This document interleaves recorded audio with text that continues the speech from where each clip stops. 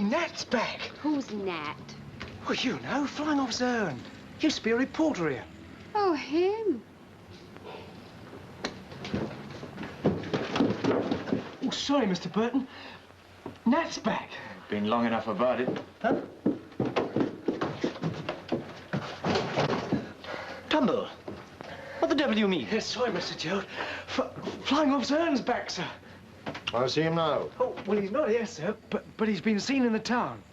How many times have I told you not to come bounding in here when I'm in conference? It's all right, Father. You can go now, Trumbull. Yes, Mr. Gerald.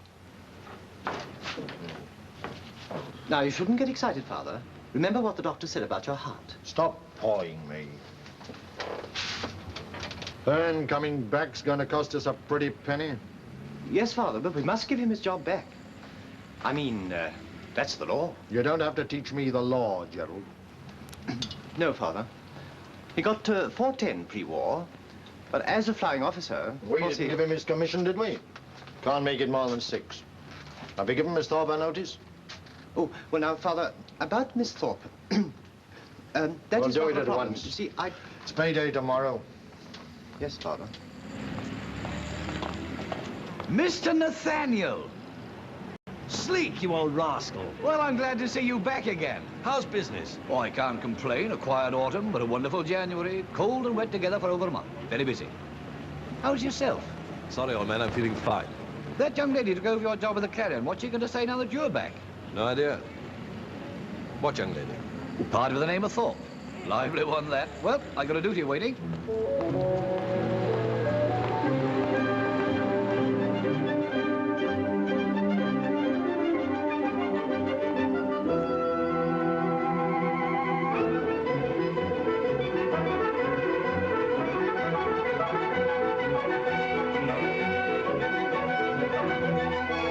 Squadron leader, the very man. Mr. Vane was telling me Soon be back at your little typewriter. Only flying officer, I'm afraid, Miss Golding. Hearn, isn't it? How do you do, sir? You see, we've got the Opera Society going again. You're just in time to write us one of those nice little advance puffs. We thought we'd start with the dear old princess. We've done it so often before. I'm afraid it means I've got to sing the princess myself again. I simply can't find anybody. What with running the hotel and the council meeting and my public work... I don't want to hurry you. Major Martindale is chairman of the council now. He rules us with a rod of iron. You won't forget us, will you? A nice half column, perhaps?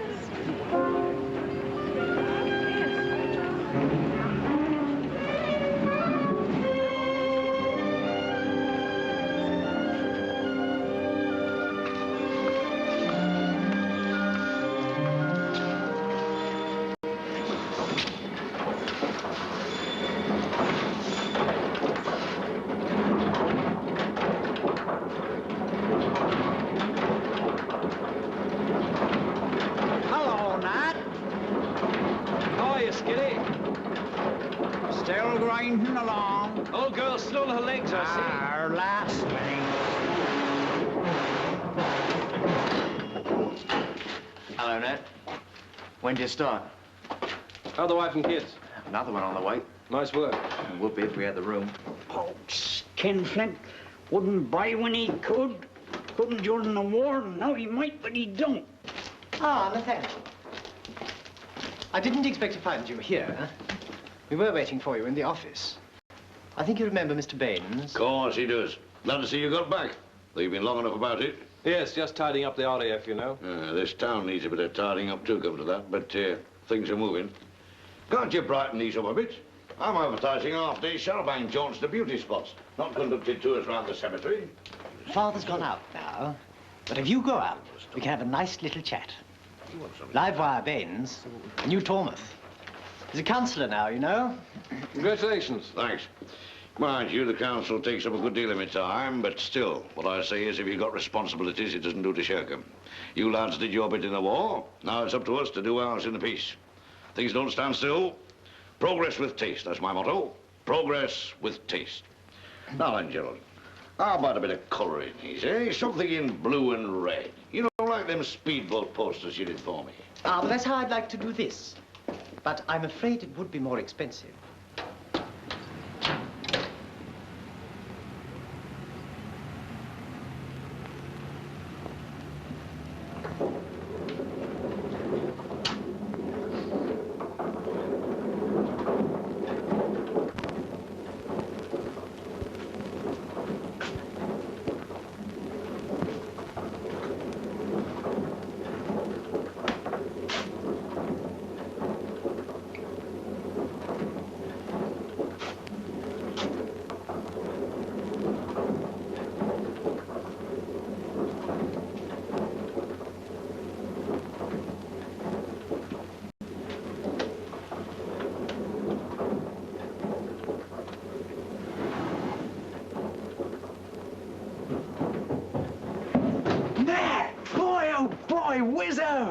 My, the boys in long pants nowadays.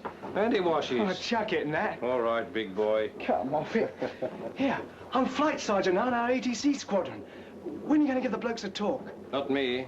I was just an office type. Same old stuff. Tormouth and District Baby Show. Blimey, is Mrs. Bostock still winning all the prizes? Yep. Well, her old man wasn't called up. Pretty efficient type? Oh, she's okay for a dame. As a matter of fact, she's been writing most of the papers since you've been away.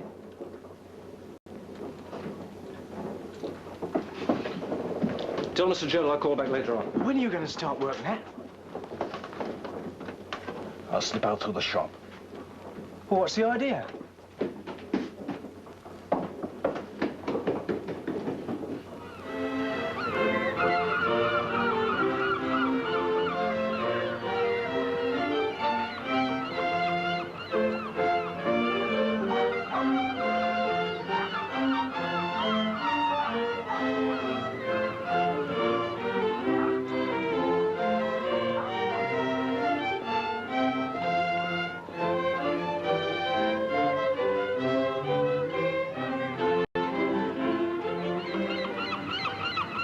I'd have known you was back, I'd have had her ready. I must owe you a fortune for storage. You should have sold it to cover expenses. Expenses, don't talk silly. I knew you'd show up sometime.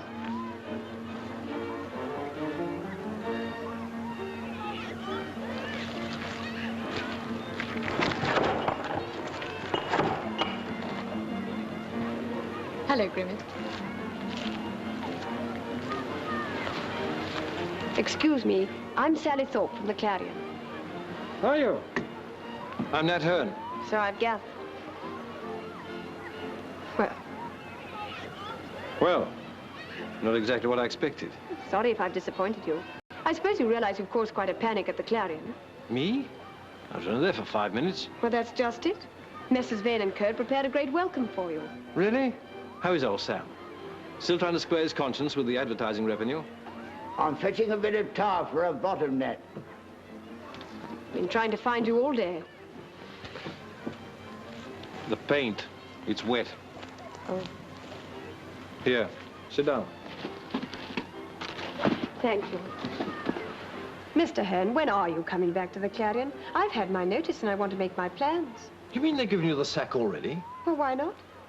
I was only brought in to keep your place warm. But everyone says how well you've been doing. Why should you give it up for me? But I'm dying to give it up. I've been counting the days till you got back. But I wouldn't do your dreary job for anything in the world. Dreary? What's dreary about it? Well, you don't think that reporting Tormouth trivialities is a life's work, do you? Well, why not? A local paper's quite important, you know. More important in some ways than a national daily. The people who read it are the people who run it, if you see what I mean. Did you ever try to tell Sam that? Well, no, not then. You see, I was only a cub reporter. Well, you're a big boy now. Here's your chance. The job's yours. Just a minute. Thank heavens that's settled. But you can't walk out on me like this. You've got to hand over for a week or two. Not me. Oh, please, I'm out of practice. Oh, nonsense. You know it all backwards. I know, but I've forgotten. Have you? The Victoria Hall was filled to overflowing last Monday evening when the Women's Institute gave their first whist drive of the present season. Catering was in the capable hands of Mrs. Loxworthy and... A startling diversion was provided when it was discovered that Councillor Martindale, J.P., MVO. MVO, had no less than 14 aces concealed up the sleeve of his official gown. Sensational developments are expected. Well, there you are. You see, you don't need me at all. But I do. I forgot the MVO.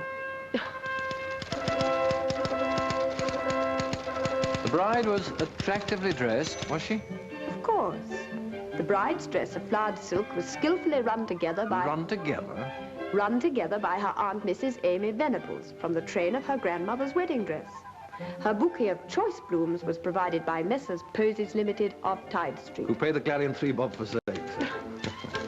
The Women's Institute held their garden fete in Perkins Field. What can you say about a wet garden fete? It's there, under your dainty nose. Where? Printed in the programme. The proceeds of the fete this year will be given to the Tormouth Children's Fund to enable the poor mites from our slums to enjoy the sunshine and fresh air of our beautiful countryside. A notable event took place on Thursday afternoon when local beekeepers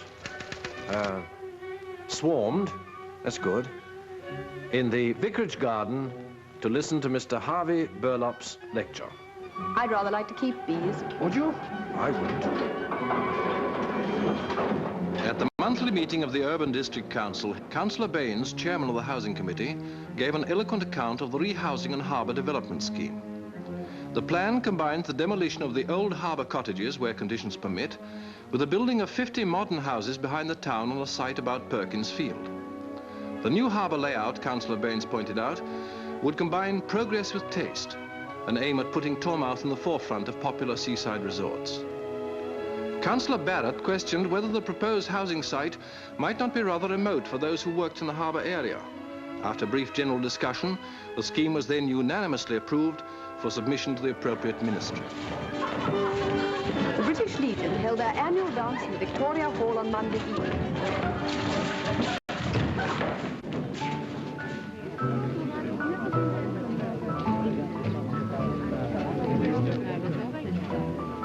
You're looking a bit solemn. Oh, I was thinking about the council meeting this afternoon. You know, Baines impressed me a lot.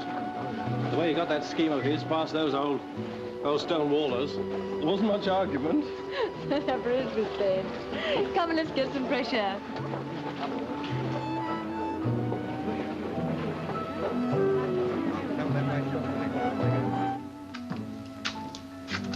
Good. Whew. Yes, please. Thank you.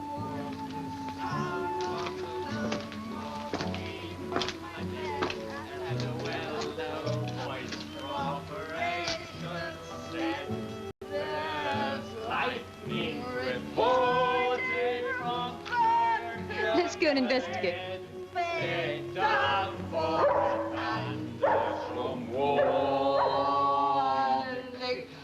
For the sound of rock. Where's Beryl Hopper, surely? Well, you know the girl from the tobacconist. What, that kid? Well, she had pigtails. Come on, Mr. That was 6 years ago. She's been in the wax since then. Water from Bergen. Hi, officer. Where are you taking that kid? To the station, sir. Well, I'll take her home. I know where she lives. So do I, sir, and I must caution you not to interfere with the constable in the execution of his duty. Now, come on. After further remonstration, the defendant made as though to embrace me and continued to sing an improper ditty, sample of which I now produce.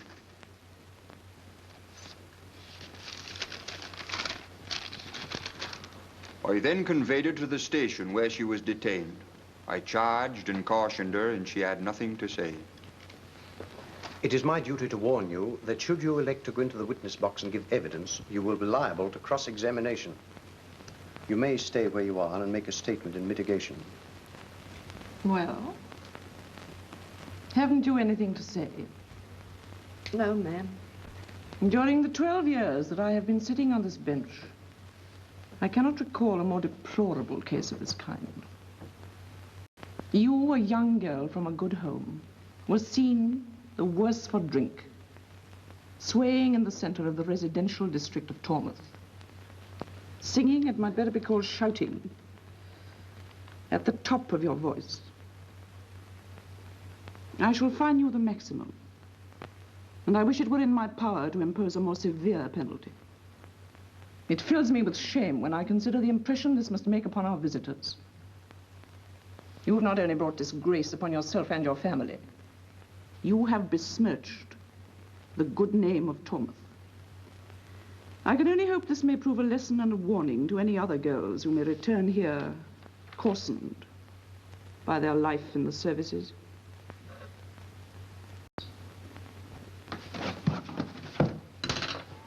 I feel absolutely unclean. They pilloried her. It was sickening. It was rather silly of her to choose a policeman. Well, who hasn't been silly at her age? Were you? That old Harridan spouting out of self-righteous humbug about besmirching the good name of Tormouth. Oh, she was just thinking of her hotel booking. Do you realize what it means to be publicly shamed in a place like this? Which only goes to prove what I've always said about small towns. They're stuffy, narrow, bigoted, poisonous, and utterly impossible. Oh, bosh. You really are annoyed, aren't you? Hey, Nathaniel, come here, will you? Afternoon, Mr. Spence. Afternoon, Miss Thorpe. Good afternoon. What's the trouble, Grimmett? The trouble's this. I'm afraid our old friend Grimmett's got some wrong ideas into his head. Wrong ideas, have I? It's the ruddy council what's got the wrong ideas. Wants to turn me out of my home, he does. Says it's condemned or some such rubbish. Well, if it's condemned, it's got to come down, old chap. Huh? They've got to find you something else first. Of course, I've explained that. We'll provide a modern, labor-saving house on the new estate.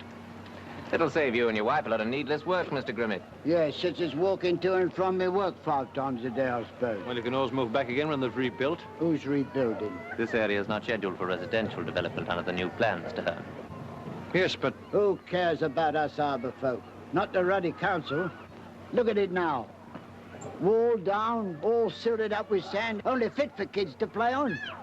When my grandfather took this house, there was big ships unloading day after day down the bottom there. All manner of stuff. Hogsheads of wine, coal, iron, corn, and a fishing fleet, too.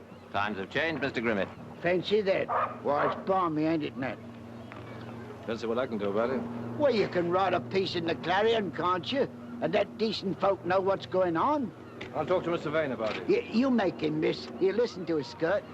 I'll do my best for you, Grimmett. That's the idea. And take the price of coal. When the ships used to come in here straight from the coal fields, you could buy a sack for a bob right off that there quay. Before you was born.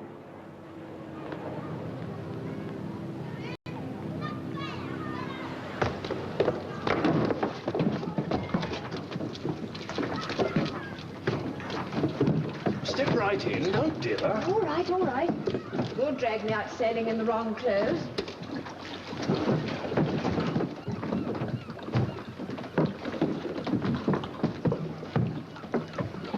You know, there was something in what old Grimmett was saying. I don't see why she'd be pushed out to the back of the town. Don't you? Why do you suppose Baines tried to hurry his scheme through the council, then? Here, hold this, will you? Let it out. Gently. Why did he hurry his scheme through the council? Because he hopes to exploit the harbour in front and attract hordes of people. You know, progress with taste. Well, nothing wrong with that, necessarily. Bring money into the town. Into Baines's pocket, you mean? You see, he happens to own the Beach Amusement Company and the Shadow Bonds and the cinema, goodness knows what else. Well, I hadn't thought of that. And why should Martindale and company support him in the council? Because he's fixed it with them to build a new council estate out of sight of their select residences, of course. Why don't you tell me this before, in heaven's name? Because I didn't want to shatter your charming illusions about Tormouth. I say, do I have to go on holding this thing?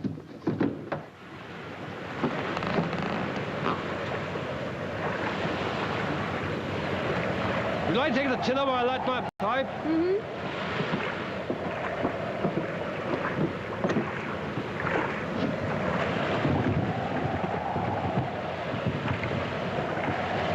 You're a bit of a mystery to me. You oughtn't to be a nice person at all. But you are. Rather. Why oughtn't I? Because people wrapped up in small causes are usually small people. Meaning Tormouth? Mm-hmm. It's small, yes. It's part of a big whole. The country draws its strength from places like this. The community spirit, I suppose. You need a dissecting knife to find it here. Nat, why don't you chuck it and tear out? Because it's not